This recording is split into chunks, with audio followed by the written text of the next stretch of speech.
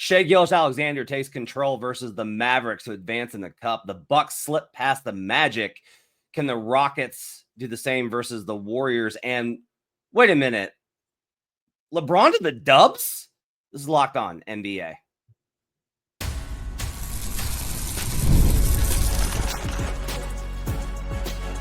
You are Locked On NBA, your daily NBA podcast. Part of the Locked On Podcast Network, your team every day.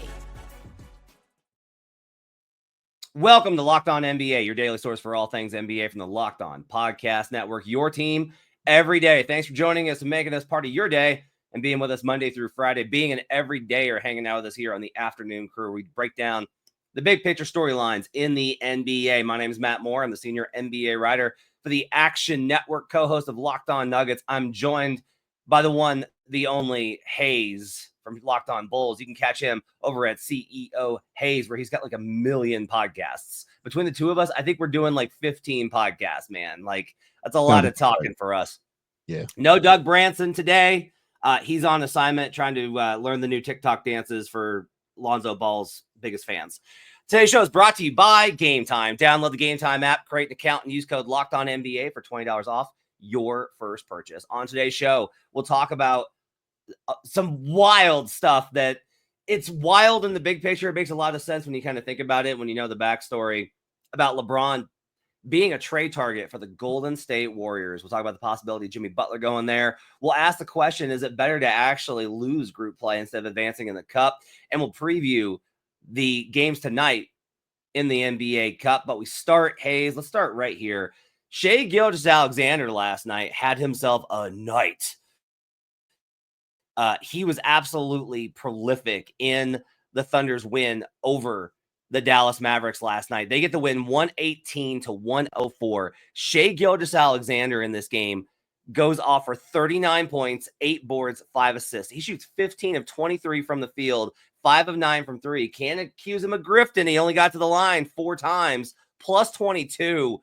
And the Thunder, really, this was a 14-point win, but they blew out the Mavericks across the course of the last 3 quarters of this game. What was your big takeaway from Shai's performance versus Luka heads up last night?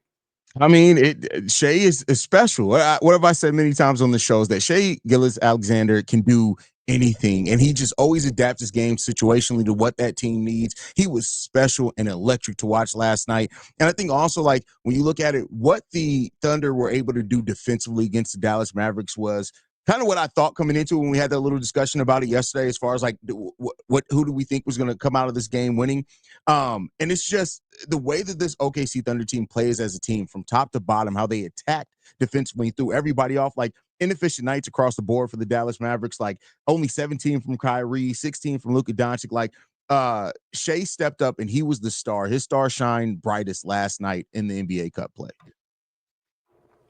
So one of the things that was really fascinating in this game, do you remember early in the season when Luka and no one could figure out what he was doing when they gave up that loss to the Jazz and John Collins dunked? Mm-hmm. So I said after that game, I was like, look, this is part of the Mavericks scheme, is they drop Luka into that exact spot on the floor in a matchup zone to try and clog the paint, and it conserves Luka's legs and it doesn't get him out on the perimeter. The Thunder found about 15 ways early on to put him into that action and have him drop, and then we're hitting threes over him. That was a big part of this game. OKC hit. They shot 50 3-pointers in this game and made 20. The Mavericks shot 36 and made 15. So between that and the extra possessions, the Thunder had 21 more shots in this game between offensive rebounds and turnovers. Like, they mathed the heck out of this game versus Dallas. No PJ Washington in this one, which I think is actually like a very big deal. They had no PJ Washington. They had no Maxi Kleber, who, if you're like, yeah, but the Thunder don't have Chet Holmgren. Fair point. But in this specific matchup, they need those guys because of the Thunder's personnel. So I actually thought missing those guys was pretty big for how this game got along. But like, you can't lose when you give up that many more, or you can't win when you give up that many more possessions and you allow that many from 3. So Haize, I'll just ask you, Mavericks get past OKC last year in the playoffs. Does this game, because of the matchup, not the result, just the matchup, make you think that maybe this next time, if they meet in the playoffs, might be different? Yeah. And I think that we saw Alex Caruso pay off. I think Isaiah Hartenstein, who's averaging like 12 and 12 or something like that for this team so far since his return.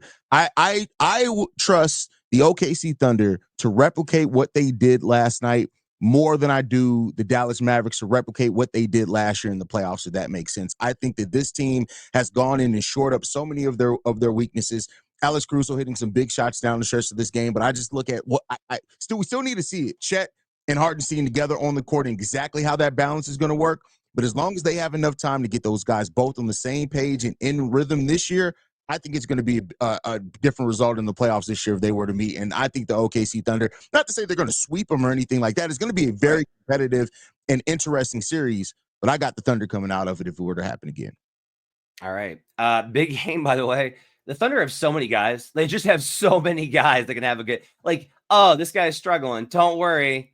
Kenrich Williams is going to come off the bench and he's going to have 9 points and give you a plus 17 with great defense. Don't worry about it. Mavs dominated in terms of bench points because of Najee Marshall, who had 19 points. Great game from him, but great job by the Thunder defense. I thought Kyrie had 17 points on 14 shots. Luka was 16 points on 15 shots. Miserable night for Luka Doncic versus OKC. In the other game, Milwaukee Bucks get the win versus the Orlando Magic. Haize, I thought this was going to be a blowout. No Franz Wagner, no Paolo Banchero. And I usually don't go that kind of line. Like, I'm usually the guy that's like, look, when guys are out, other dudes step up and play harder. Like, it's a letdown spot. You play totally differently. But I was just like, the Magic can't score. Like, they just can't score. How are they going to keep up? Never fear. The Milwaukee Bucks defense was there to shore it up. On the show, we've been talking about, hey, Bucks defense is trending in the right direction. Hey, they might be a little bit better. I'm off that wagon, man. Like, I'm not going to take a game in December, even a cup game, as much as we love the cup. I'm not going to take that kind of game and just like write off a team. But if I could, I would write off the Bucks, because if you can't get stops versus the Orlando Magic without Franz Wagner and Paolo Banchero, if you give up 32 to Jalen Suggs, who was phenomenal in this game, 17 to Anthony Black, and 13 to Mo Wagner, and you have to basically eke out a win here, then I have a hard time taking you seriously as a real championship contender. I mean, it's any given night, and the Bucks were playing with some really big energy last night. You look at Anthony Black, like he played like I did on one of my mini podcasts. I did an episode on who needed to step up with Franz and Paolo out. Now, Anthony Black was one of the players that I actually had listed there because I like he has a lot of upside and he's shown the flashes of that. If they can get that consistently from Anthony Black, I think it'll be huge. But listen, the Bucks deep. I mean, they're 9-3 in their last 12. The Bucks have been playing a lot better. As much as I'm not necessarily the biggest believer in their championship aspirations or their team working in the playoffs to go on a deep run. They have been playing a lot better. But when you have a team like the Orlando Magic that just refuse to go away, that it's nothing but dog mentality. You add either Franz or Paolo to that team. I don't know how the Bucks compete with that, and that's always been what our knock has been on the Bucks, right? Is that they look good at times. They're going to win a lot of games. That's what it is. The Bucks are just back to who I expected them to be at the beginning of the season. They're going to win some regular season games, but in the playoffs, I'm not afraid of the Milwaukee Bucks. I don't think a lot of the top teams in the East are going to be either. I will say I'm afraid of Giannis. 37 points, 7 boards, 6 turnovers for Giannis. They defended him pretty well, but great game from Jalen Suggs, by the way. Fourth quarter, he was electric in that fourth quarter. Really took over, stepped up, and was the guy that they needed in that quarter. But the Magic go home from the Cup. The Bucks will advance, and we'll talk about who they're going to face between the Hawks and the Knicks. We'll preview the Rockets and the Warriors, and then later on, some trade talk. Could Jimmy Butler be a major candidate for the Warriors? And is it actually a kind of a bad thing to advance in the Cup, which is not great? We'll talk about that and more later on here on Locked On NBA.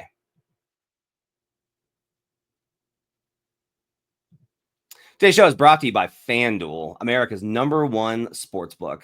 Right now, new customers can bet $5 and get $150 in bonus bets if you win. The FanDuel Sportsbook app gives you everything you need to place live bets on the NFL all in one place. When you get a hunch in the middle of a game, you can check out the latest stats, view live play-by-play, and so much more on the same page where you place your bets. Haize, I'm betting against the Bears again this week. I'm sorry. I don't like the matchup. I think there's I think it's not. I think it's not a great spot for the Bears once again. Just visit FanDuel.com to join today. You'll get started with $150 in bonus bets if you win your first $5 bet. That's FanDuel.com. Never waste a hunch and make every moment more with FanDuel, an official sportsbook partner of the NFL. We're also brought to you today by Mint Mobile. With big wireless providers, what you see is never what you get. Somewhere between the store and your first month's bill, the price you thought you were paying magically skyrockets. With Mint Mobile, you'll never have to worry about gotchas ever again. When Mint Mobile says $15 a month when you purchase a 3-month plan, they mean it.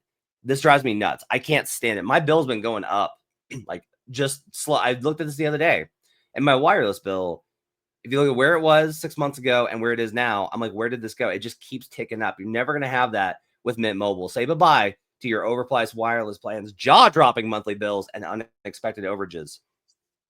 Mint Mobile is here to rescue you with premium wireless plans starting at $15 a month. All plans come with high-speed data and unlimited talk and text delivered on the nation's largest 5G network. Use your own phone with any Mint Mobile plan and bring your phone number along with all your existing contacts. You can ditch overpriced wireless with Mint Mobile's deal and get 3 months of premium wireless service for $15 a month. To get this new customer offer and your new 3-month premium wireless plan for just $15 a month, go to mintmobile.com/lockedonnba. That's mintmobile.com/lockedonnba. $45 upfront payment required, equivalent to $15 a month. New customers on first 3-month plan only. Speed slower than 40 gigabyte on the unlimited plan. Additional taxes, fees, and restrictions apply. See Mint Mobile for details. We'll be right back on Locked On NBA.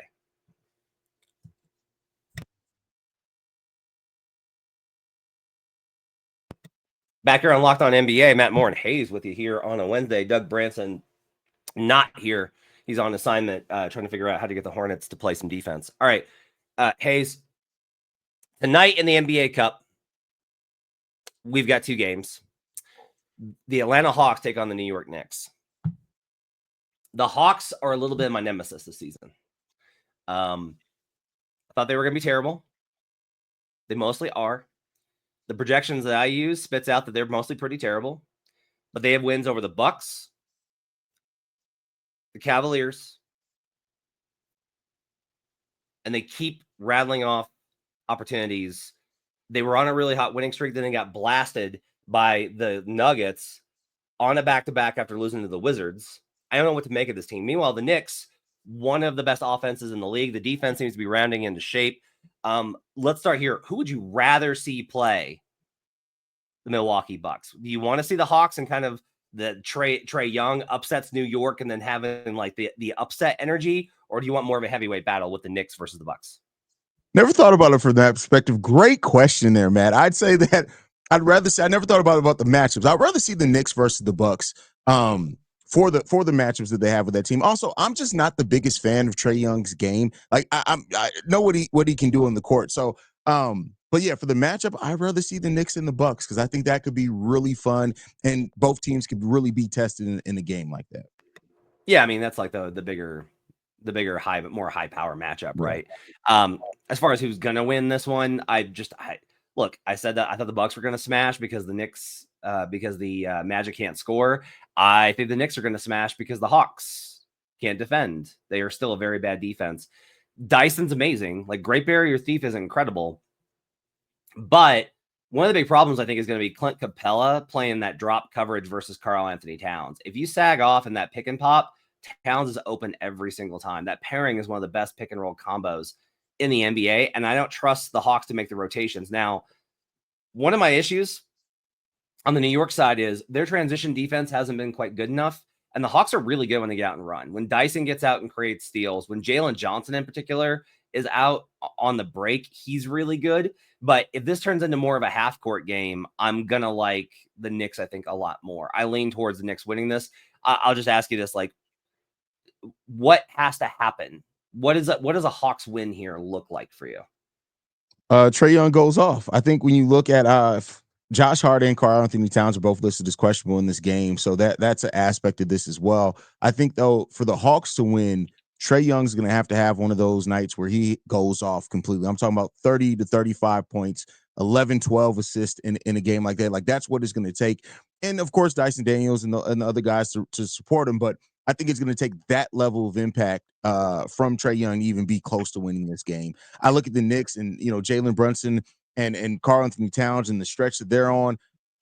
Even without Josh Hart, if he does not play in this game, I still have the Knicks winning. Yeah, same here. I think the Knicks advance, and we'll see. We'll talk about that matchup on Friday's show. Warriors take on the Rockets tonight. Fascinating game. Like, this game is just like, this was the one of the four that I was like, I have no idea. Like, I have no idea who's going to win this game. Rockets have been really good at home. Warriors, there's like trade rumors swirling, and we talked about yesterday about how they're starting Kuminga because they want to deal him. It seems to me like the Warriors probably aren't as good as their record, but their defense is really good, and they do have Steph. I think it's a great matchup, but let's ask the same question we did with the other one. By the way, these are Doug's questions. Shout out to Doug. Who do you want to see play the Thunder between the Rockets and the Warriors? The Rockets, of course. Of course. Okay, why? I think because when you look at the Rockets, and this is a young team that is playing great, and I think the defensive battle there is going to be really key and important. And I hate giving him credit, but Dylan Brooks has been playing extremely well in these NBA Cup games as well. Yeah, he's really, really good. Alperen as well, like up against the Thunder. Just everything when you look at how the team stacked together. Two very young teams in different places. Like the Thunder are well ahead of where the Rockets are along their development. But I think it would be a good measuring stick game with the stakes and all that included as well. So storylines, I like the Rockets against the Thunder there. I like the Warriors. I love the idea of the old guard versus the new. Passing the torch. Right? Steph and Draymond versus, Jalen, J-Dub, and SGA. No Chet here, unfortunately. That's a big factor here. I like the Isaiah Hartenstein Draymond kind of matchup. I like the athleticism and size that OKC brings, the versatility on both sides. I think it'd be a really fascinating matchup. I really would be excited for that. But I do think the Rockets get the win here. It's mostly just that the Warriors, their offense just kind of tends to stall out sometimes, and Houston plays with so much physicality, and they have such an edge in that department. Like, they are just like the bench minutes, I think, are going to be especially interesting. One thing I'm going to love watching this one is Amen Thompson tracking Steph in the stagger minutes around all those screens, because Amen's really good already at tracking behind screens, and that's one of the most valuable things you can have as a defender in this league. Like, he's already elite. So like the Terror Twins minutes versus Steph Draymond minutes, I'm really interested in who they close with if this game is tight. I'm really interested with, like, do you give the ball to Kuminga? Because there were possessions versus the Nuggets a couple weeks ago where they were giving the ball to Kuminga instead of Steph. Like, Steph was being guarded by Michael Porter Jr. and Kuminga's like attacking one-on-one. And I was like, that's a choice to give the ball to Kuminga and not Stephen Curry. I think this is really interesting, but I do think the Rockets get the win. Who do you think wins here? I think the Rockets pull out the win here. I think it's going to be a close and exciting game, but I think the Rockets are going to be able to give them a lot of fits, and I trust them to pull this game out. All right. We're like on the chalk here on Locked On NBA. Up next, speaking of the Dubs, a lot of trade rumors for them, including LeBron. LeBron to the Dubs. Tasty clickbait. Tasty clickbait. We'll talk about it up next here on Locked On NBA. Today's show is brought to you by Game Time. Game Time Picks is this great feature where you can just flip through and get curated tickets for you across all of the deals that are out there, so you don't have to waste time searching through thousands of tickets. So if you're looking for something to do and you're just like, I want to go see something, I've got, got Christmas bonus coming in. Let's go take my significant other out and let's go see something live. You can concerts, sports, theater, all sorts of stuff. It's not just sporting events. All sorts of great events. And there's so many cool events going on around the holidays. You can check it out on Game Time Picks. Curation makes it easier to save more on sports, concerts, comedy, theater, and more. You get a panoramic view from your seat, so you know exactly what you're getting. My wife is very short, and so this is like super important because she needs to have like a good view. If you click through and you're like, oh, wait, this is like a plateau, there's a good chance she's not going to be able to see. So I got to make sure I get that good seating for my shorty that I married.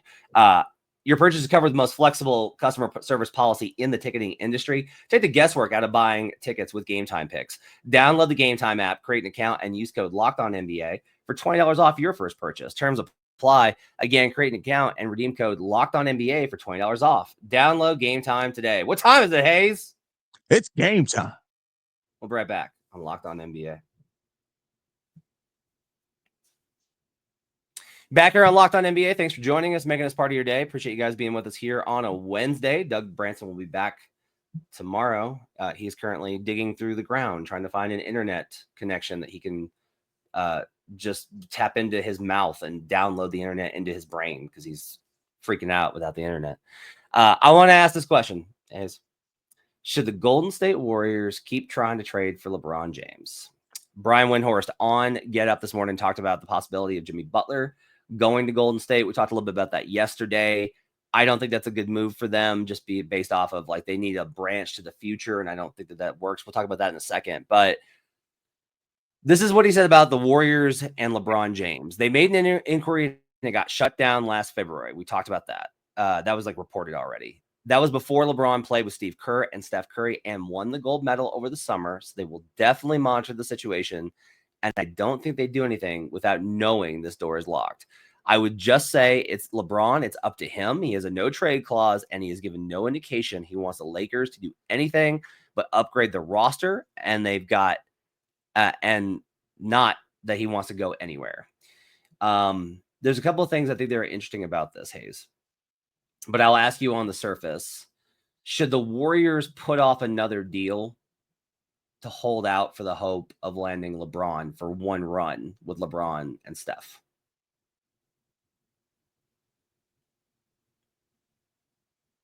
Selfishly, yes. I don't know. Like, I'm excited. I would be super excited as just a basketball fan, right?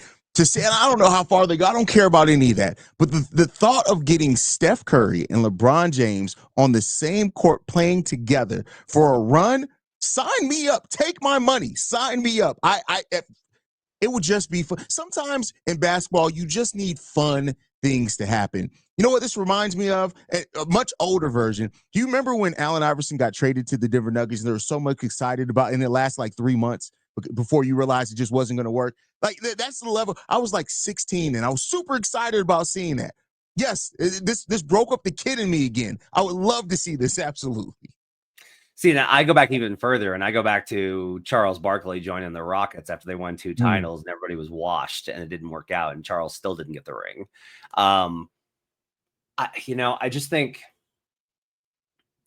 it's an interesting idea from the perspective of if LeBron retires, it would allow you to open up the cap space, right? So like if they trade Wiggins, et cetera, you would be able to, and the same thing is kind of here with Jimmy. So that's why I think it's kind of interesting is like, I'm looking at this. I'm like, are the Warriors just trying to clear cap space? Like, is that what they're trying to thread the needle on? Is that they're trying to land a guy who can help them try and compete this season, sneak out one more title, and then clear the cap space for the summer? Like, that's like an interesting kind of question, but they're still going to be probably over the tax and in the apron with Draymond and Steph. So it's like an interesting kind of question of how they're trying to approach building this thing long term.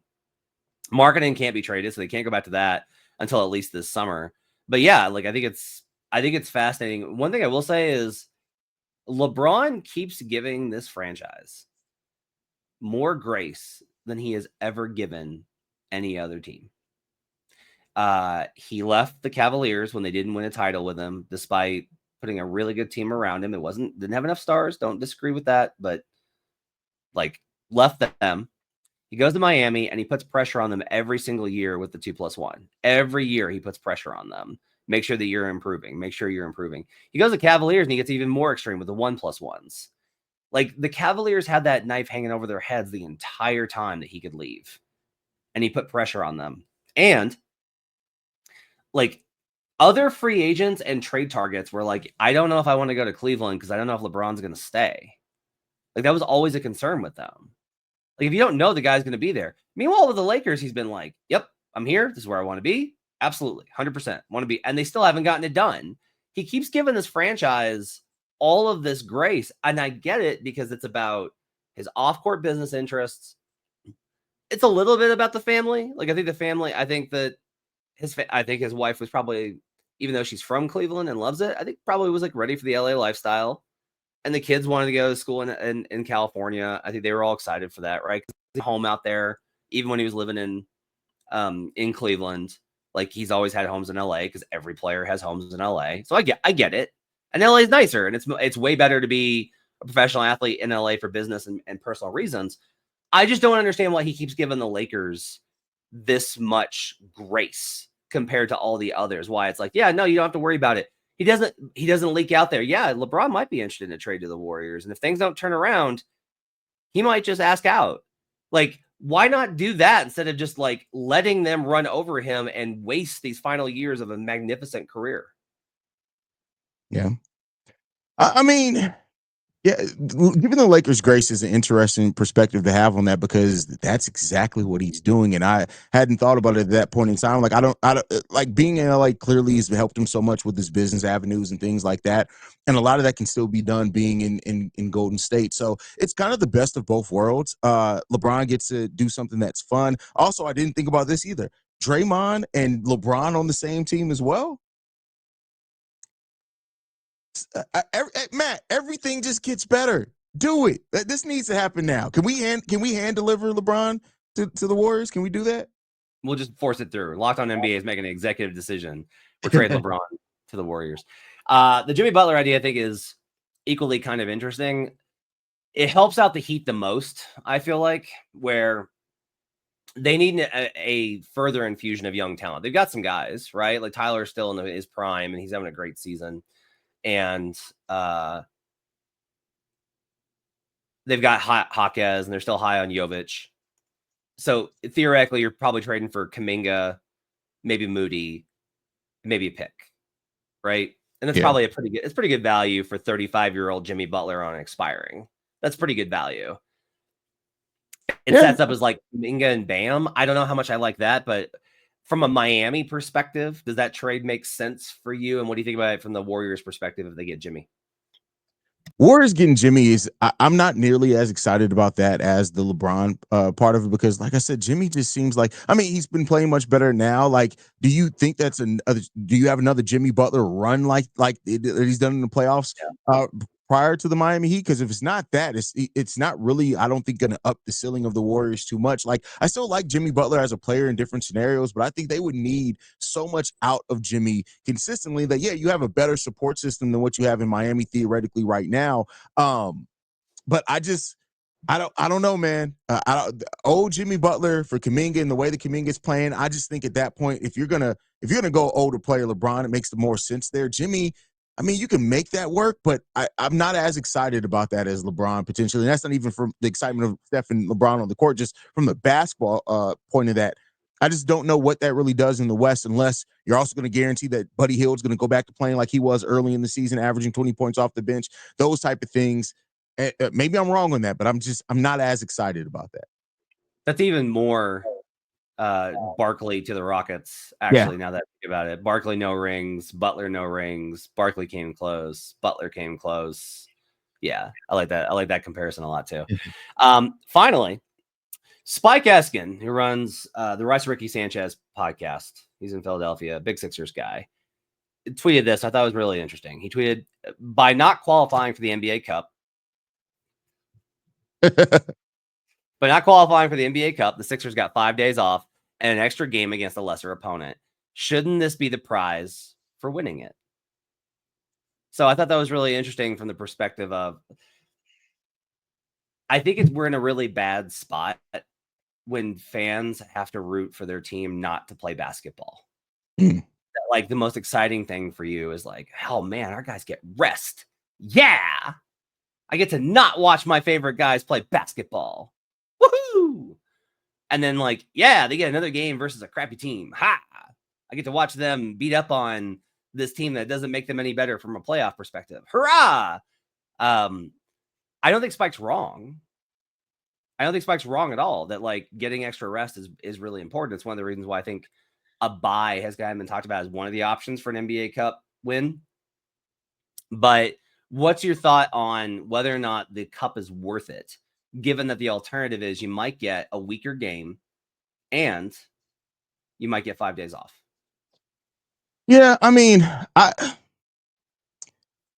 I can understand the perspective of that of getting the time off, and that is why I do actually like the idea of NBA should really start incorporating bye weeks. Have a couple of teams on bye weeks every once in a while. Like I think that could really help the NBA a lot personally, but I don't know if it's a prize to play a lesser opponent because, like you can get hurt at any point in time. Like we've seen players who wrestle. Hell, Derrick Rose got hurt after missing 2 months of basketball and came back and was out another year. Like you just never know, right? Like so, I don't think you can really predict those type of things. And I know that's data that the NBA is really looking at. I just think that the thing that needs to happen, the thing that we keep avoiding, and that's never going to happen because Adam Silver doesn't want it to happen, is we need to go to 72 games. We need to go to 72 games. Agree. The other thing is you don't. There was a chance that the Sixers could have gotten another game against the Celtics. Like the Nuggets wound up with the Clippers. A lot of teams wind up with tougher opponents on this. Like if you want to know why you got a lesser opponent, you play in the Eastern Conference, and most of those teams are lesser. But I do think Spike makes a great point that the rest situation makes it pretty rough. Even with the amount of rest that they've already built into this front part of the season. That's going to do it for Locked On NBA. Thanks for joining us. You can catch Haize on Twitter at CEO Haize. I'm at HP Basketball. Doug Branson should be back tomorrow. Thanks for joining us. We appreciate you guys being with us. Check out Locked On NBA Game Night every night, recapping the biggest games in the association the way that nobody else can with your local experts. We'll see you guys again next time here on Locked On NBA.